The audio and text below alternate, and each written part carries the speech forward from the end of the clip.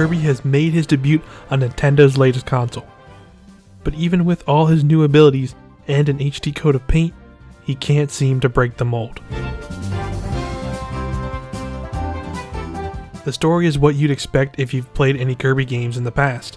A mysterious force rains down shadowy hearts onto Kirby's world, which in turn sets him off on another adventure to save his friends.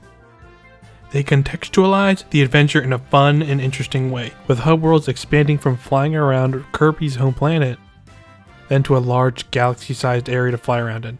But ultimately, it's just some cool scenery. After the main quest is completed, you unlock a time trial mode that lets you play as any of the ally characters, or a boss rush mode that lets you adjust the difficulty to earn more puzzle pieces. Kirby can still inhale and copy the abilities of enemies, but in Star Allies, Kirby can befriend certain enemies by throwing hearts at them. Up to 3 AI partners can join you or 3 other players locally in co-op. The allies have the same attacks Kirby does, and now you can use their powers and combine them with your own. For example, when you have the sword ability, a fire ally could make a fire sword for you, which would result in more damage.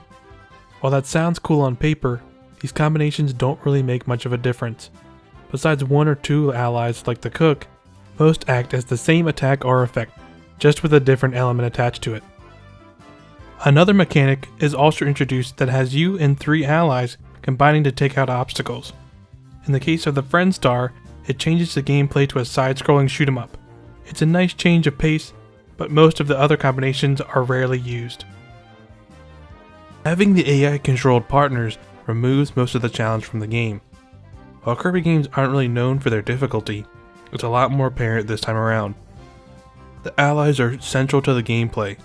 Most of the time, AI partners defeated enemies, grabbed healing items, and even defeated bosses in some cases, with me having to do as very little besides running and jumping to the left and dodging a few attacks. This also goes for the puzzles. As long as you have an ally that can solve that certain task, they'll just do it for you, just by pushing the control stick up.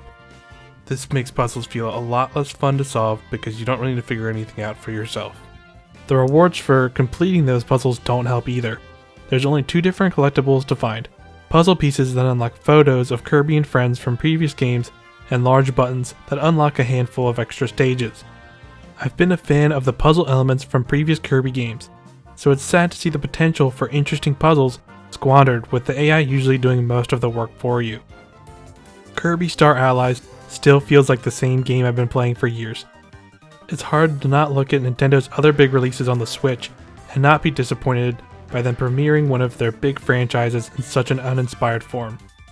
Kirby belongs on the Switch, but it's time for Nintendo to rethink their approach to the series.